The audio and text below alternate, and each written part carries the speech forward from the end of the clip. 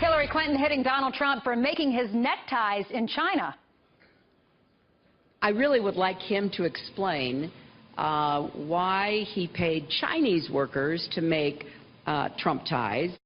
All right, but there's one problem. According to Brian Crabtree at The Hill, Clinton was wearing one of her pantsuits, which range in price from $3,000 to $15,000, usually made by Armani, Ralph Lauren, and Susanna Beverly Hills, clothing from designers who manufacture most of theirs in China, Bangladesh, India, and Sri Lanka.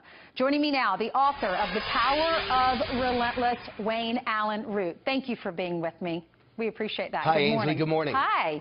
So if she's going to talk about Donald Trump's ties being made in China, shouldn't her staff have made sure that she was wearing a pantsuit that was made in America? Who dropped the ball here? Well, I think the media dropped the ball. I guarantee you the only place discussing this is Fox. I guarantee you that on CNN and MSNBC and every national evening newscast, they'll mention that Trump's a hypocrite, but they'll never mention the second half of the equation, Ainsley, and that's the problem I've got. This media bias, this media, what appears to be conspiracy to take down Donald Trump, they only mention one half of every argument. There's no mention of the lies told by Hillary or Obama, or as I call them, Hillary Obama, because they're the same person. She's running for a third term. You know, the lies about the economy and the fact that there really aren't good jobs, there's only part-time jobs. The GDP is the worst in history, even worse than when Herbert Hoover was president in the middle of the Great Depression. We don't have a good economy, we have a horrible economy, and they're worried about where Donald Trump's ties are made. And by the way, the whole point of Donald Trump's ties, if they're made out of the country, is that everything is made out of the country because Obama and the Democratic Party have taxes so high and regulations so high, and they want minimum wages to be at levels that no business can stay in business. That's why everything's made out of the United States.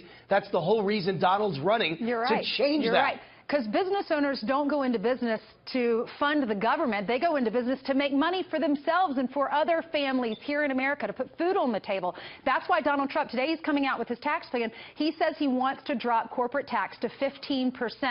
It's now at 35% under this current administration. Companies cannot survive here in America.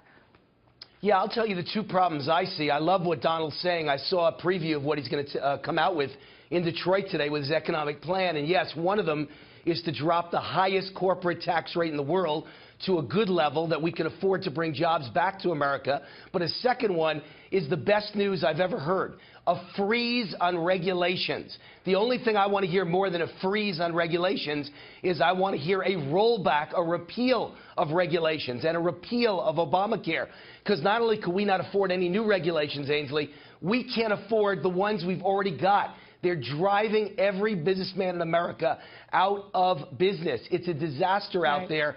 The numbers are so scary, and it's the first time in history, by the way, more businesses close each day than open. That's never happened in the history of America. And Obamacare, high taxes, massive regulations, climate change regulations, and lawsuits are driving every businessman out of business.